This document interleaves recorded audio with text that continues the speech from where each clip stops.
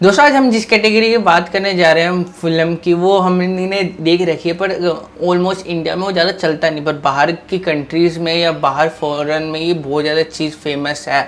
इसने end game तक के रिकॉर्ड तो रखा है। आपको पता नहीं आ रहा होगा, मैं बता दूं, एनीमे की आज हम बात करने जा रहे हैं। एनीमे भी आज हम कैटेगरी बात करने जा रहे हैं पिकाचू के बारे में, मीन्स पोकेमॉन के बारे में।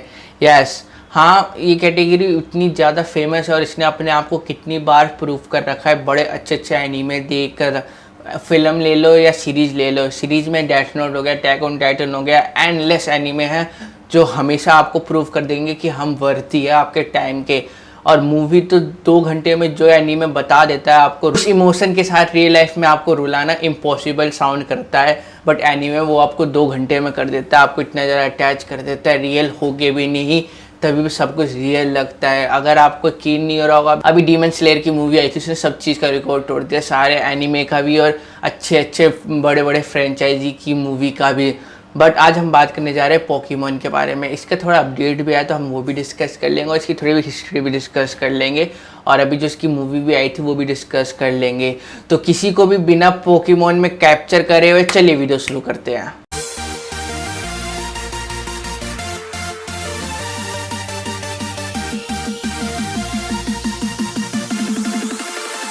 मुझे अभी भी याद है डिज्नी पे और मार्वल जो HQ अभी चैनल हो चुका है, उसका पहले नाम था डिज्नी XD। उस पर पोकेमॉन की सीरीज आती थी जो हिंदी में डब्ड होती थी और हमें वो फैंस को देखने में बहुत ज़्यादा मज़ा आता था। और उसके साथ कार्टून नेटवर्क पर हमारी ड्रैगन बॉल की सीरीज आती थी। ये जो 2 एनीमे थे बचपन के, जो मेरे पहले एनीमे बने थे, ये 2 एनीमे मैंने बचपन से देखना शुरू कर दिया था। और ड्रैगन बॉल जी और प्लस में पोकेमॉन का मैं बहुत बड़ा फ़ैन था। और मुझे लगता है जो भी बच्चा देखता होगा ये सब 2 एनीमे, इन 2 का फ़ैन बन जाता है। अब तो ये हार्डली आते हैं, मुश्किल से आते हैं। ड्रैगन बॉल जी तो अपने कार्टून चैनल्स पे जो आना अब तो ख़त्म ही हो गया। पोकेमॉन आते हैं बट वो भी पुरानी सीरीज़ होती है, नई सीरीज़ बिल्कुल नहीं आती। वो भी हिंदी डब, क्या इंग्लिश डब तक नहीं आता। और इंडिया के ऑडियंस हिंदी डब में भी देखना पसंद करते हैं, पर वो एक जैसे कार्टून की तरह से लेते हैं। हमें सबको पता है एनीमे कार्टून बच्चों के लिए भी आता है और बड़ों के लिए भी आता है। जिसकी अटैक ऑन टाइटन, कोई उसको बच्चा नहीं देख सकता, देख तो सकेगा पर इतनी ज़्यादा खून खराब है, उसका मेंटल स्टेट सही नहीं रहेगा। But what about death note? Death note में इतना ज़्यादा ब्रेन यूज़ हुआ है कि मतलब इवन कोई अडल्ट भी उतना ब्रेन नहीं लगा सकता जितना ब्रेन का काम हमारे डेथ नोट में है।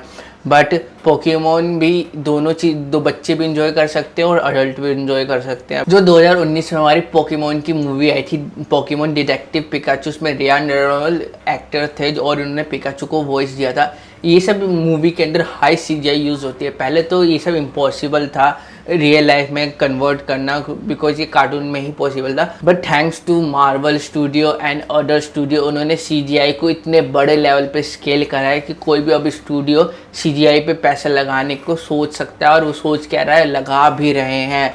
पोकेमॉन की जो सीरीज आई थी वो कैसे आई थी, वो भी एक CGI पे इन्वेस्टमेंट थी। आपको बता दो पोकेमॉन बड़े फ्रेंचाइजी है, उसके जापान के अंदर बहुत ज़्यादा थीम पार्क है, बहुत सारे जू है, बहुत सारे बच्चों खेलने के लिए बच्चों के पार्क हैं। पोकेमॉन हमें इंडिया में रहते तो हमें उतना ज़्यादा पता नहीं है क्या है, पर पोकेमॉन को एक तरह से त्यौहार के जैसे बनाया जाता है उस बाहर की कंट्रीज़ में, जापान में खासकर।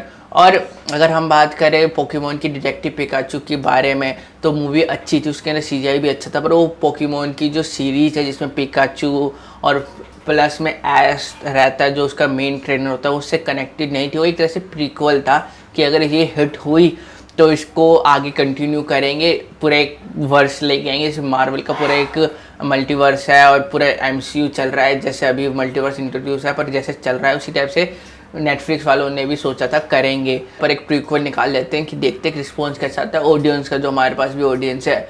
बट इसके अंदर ऑडियंस का रिस्पॉन्स मिक्स्ड आया था, जो ना अच्छा था ना बुरा था। इस मूवी का बजट $150 मिलियन था, जो बहुत ज़्यादा भी है, पर CGI के हिसाब से जितना हैवी CGI यूज़ करा था ठीक है। बट इस मूवी ने $443 मिलियन कमाया था, मीन्स 433 मिलियन डॉलर कमाया था, जो अच्छा खासा था। मतलब इन्वेस्टमेंट के रूप में अगर देखेंगे कोई तो उसका अच्छा खासा रिटर्न मिल गया था। पर ये मूवी उतना नहीं कमा पाई थी जितना पोटेंशियल था इसका।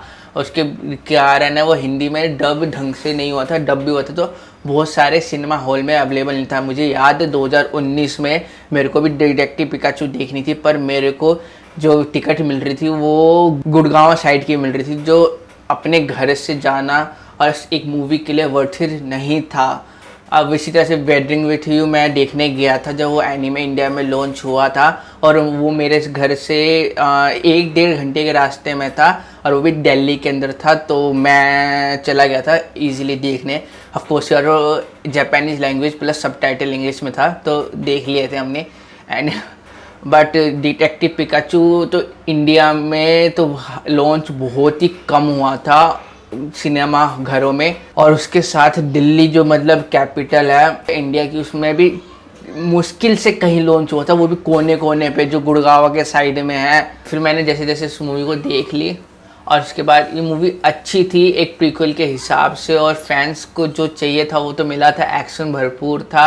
और बाद में इसमें पता चलता है जो रायन रेनॉल्ड्स है वो पिकाचू बन जाता है, फिर बाद में होता है वो आपको तो मूवी देखने में पता चल जाएगा। अब इसका एक अपडेट आया कि नेटफ्लिक्स वाले एक लाइव एक्शन मूवी बना रहे हैं पोकेमॉन की, तो क्या उसमें पिकाचू होगा? ऑफकोर्स होना चाहिए, बिकॉज पिकाचू पोकेमॉन का एक सिंबल है। मीन्स अगर पोकेमॉन को कोई रिप्रेजेंट करता है तो पिकाचू है, बिकॉज वो क्यूट भी है दिखने में और वो बहुत ज़्यादा फेमस है फैंस के बीच में या पूरे वर्ल्ड के बीच में। अगर किसी ने पिकाचू का नाम ले लिया तो वो उसको समझ आता है कि हम सब पोकेमॉन की बात कर रहे हैं। पोकेमॉन की जो फ्रेंचाइजी चल रही है वो 1996 से चल रही है जापान के अंदर, और इसके बहुत सारी चीज़ें आती है। एक एनिमेटेड मूवी आ जाती है, एक एनिमेटेड सीरीज आ जाती है, इसके अंदर गेम्स आ जाते हैं, कार्ड्स आ जाते हैं बच्चों के खेलने के लिए, मांगास आ जाते हैं, और बहुत सारे मर्चेंडाइज आ जाते हैं। और एक और फन फैक्ट बता दूँ आपको, जो पोकेमॉन की फ्रेंचाइजी है वो सबसे ज़्यादा गेम बेचने वाली फ्रेंचाइजी है 4th नंबर पर, और वो भी उस बेसिस पर जहाँ पर आपको सिर्फ एनिमेटेड सीरीज मिल रही है, उसके बेस पे आपकी गेम चल रही है। और इसका मेरे को याद है पोकेमॉन गो भी लॉन्च हुआ था, जहाँ पे फ़ोन से आपको पोकेमॉन पकड़ना होता था, और वो भी बहुत ज़्यादा फेमस होता फैंस के बीच में। बट वो ज़्यादा टाइम तक कंटिन्यू नहीं हो पाया था, बिकॉज उस टाइम वो बहुत ज़्यादा प्रोसेसिंग पावर और हैवी इंटरनेट मांगता था, और उस टाइम खासकर हाल फिलहाल में जियो लॉन्च हुआ था, वो फ्री डेटा दे रहा था। तो उस टाइम तो इंटरनेट इंडिया के लिए अफोर्ड करना उतना ज़्यादा मुश्किल था, तो घर में खेलना इम्पॉसिबल था, उसको बाहर जाके आउटडोर गेम खेलना पड़ता था, और उससे एक्सीडेंट भी बहुत हो रहे थे।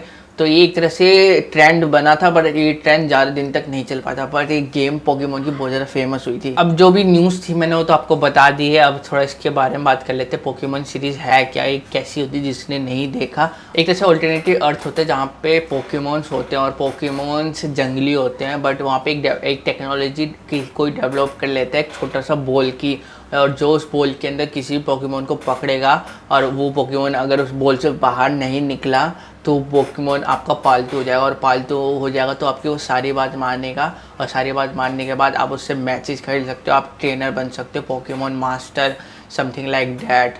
और फिर उसके हिसाब से आपको अलग अलग टूर्नामेंट होते हैं, उसी टाइप से अलग अलग टाइप के टूर्नामेंट्स होते हैं, गेम्स होते हैं, ओलंपिक होते हैं, वहाँ पे पोकेमॉन ही जाते हैं और पोकेमॉन पार्टिसिपेट लेते हैं, उसके साथ ट्रेनर जाते हैं, तो ये सब होता है। और जो उसके बाद जीत जाता है उसको पोकेमॉन मास्टर बना देते हैं। और इसी सफ़र पे हमारा एश कैचम जो निकला था, बट वो उस दिन क्या होता है पोकेमॉन मास्टर के लिए निकलना चाहता है सफ़र के लिए, बट वो बहुत ज़्यादा लेट उठता है, तो उसके घर के पास जो लैब होता है उसके पास जाता है, और उसके पास उसको एक उसके मास्टर मिलते हैं, वो उनको पोकेमॉन देते हैं, और उस टाइम सारे पोकेमॉन लेके चले गए होते हैं जो ऐश के साथ निकलने जा रहे होते हैं, बट वो निकलते नहीं हैं, वो ऐश लेट हो जाता है, बट वो सारे जो लेके चले जाते हैं।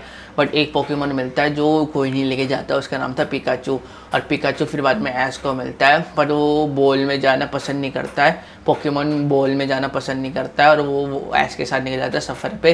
पहले तो पोकेमॉन और पहले पिकाचू और ऐश की बनती नहीं है, बट बाद में बन जाती है, फिर वो एक दूसरे की मदद करते हैं, और इसी सफ़र में बहुत ज़्यादा वो आगे निकल जाते हैं, और एक टाइम पे पोकेमॉन मास्टर ऐश बन जाता है, नहीं बनता है, बिकॉज अभी तक पोकेमॉन मास्टर ऐश बना ही नहीं है। लास्ट सीरीज़ में जो मैंने देखी थी इसकी पोकेमॉन मून एंड सन करके था, वो देखी थी मैंने 2018 या 19 के टाइम में, जो सबसे बकवास सीरीज़ थी। बट उससे पहले मैंने देखी थी Pokemon x and y Z, जो बहुत ज़्यादा अच्छी सीरीज़ थी और वो मेरी फेवरेट भी सीरीज़ थी पोकेमोन के अंदर। उसमें बहुत ज़्यादा लाइव एक्शन और रियलिटी की टच में एनिमेशन था और अच्छी थी, और उसके अंदर एक्शन भी अच्छे थे और स्टोरी लाइन भी अच्छी थी। यही होता है, इसी स्टोरी लाइन को वो इतना खींच सकते हैं, बहुत ज़्यादा खींच रखा है और अभी भी चली रही है। अभी भी ऐसे पोकेमोन मास्टर बनानी जो बनेगा फ्यूचर में। अभी भी उसके बाद और पोकेमोन सन एंड मून के बाद अभी कोई नई सीरीज़ आई नहीं है पोकेमोन की, बट फ्यूचर में आएगी जिसमें इस बार शायद से ऐश जीत जाए पोकेमोन मास्टर बनने का सपना। बस इस वीडियो के अंदर इतना ही। आई होप आपको ये वीडियो अच्छी लगेगी। अगर आपको और ऐसी वीडियो देखनी है तो प्लीज़ चैनल को सब्सक्राइब कर लो, अगर नहीं करा तो कोई बात नहीं, आप हमारी वीडियो देखते रहना। और हम कल मिलते हैं आपके साथ एक नई वीडियो के साथ, एक नया सुपर हीरो कंटेंट के साथ, एक नया दिन के साथ। तब तक के लिए बाय।